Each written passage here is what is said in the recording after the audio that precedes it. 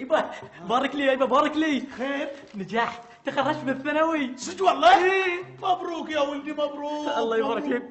تستاهل تستاهل. الله بارك يبارك الله فيك. مشكور، يلس مشكور. يلس يلس بالبركه. الله يبارك فيك. بشر، ايش قاعد جبت مجموع؟ مجموع جبت 95. انت؟ اي مو مصدق. لا لا والله صراحة مو مصدق، لكن تستاهل. نعم. ألف ألف مبروك. طالع عليك. هذا الشبلو من هذا الأسد. نعم. علشان كذي أنا جبت لك هدية. هدية؟ أكيد سيارة. لا تخسي، يعني هدية زينة. عيال تليفون. لا لا لا لا لا، هذه تليفون موضة قديمة. هدية غريبة وعجيبة. غريب؟ شنو يبا جبت لي؟ شريت لك كبوس. كبوس؟ ايه شو تقول لي كبوس؟ ايه كبوس. عبالك كبوس عادي؟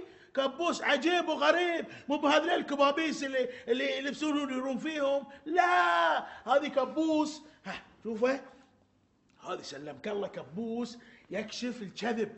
يعني اذا الواحد يلبسه يبين اذا هو صاج ولا كذاب. ايه يلا تعال شوفه، تعال شوف اللوني يلبسونه، وانا بعد ماخذ على قياسك. كبر راسي. اي اكبر قياس. ما شاء الله راسك ايش كبره، كنا ظهر حمسه. ما شاء الله عليك. ها اي ها الحين كذي، ها كذي شيبا. ها الحين هاي يبا. قول لي كم جبت مجموع؟ جبت 95 يبا.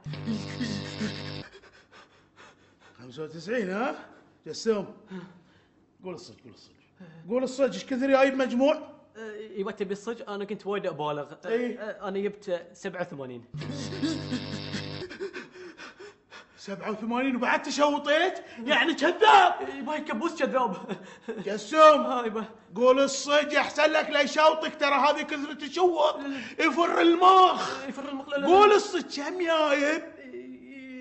بقول الصدق عاد. يبا انا جبت 51. يبا ما تشوط لانك صاج.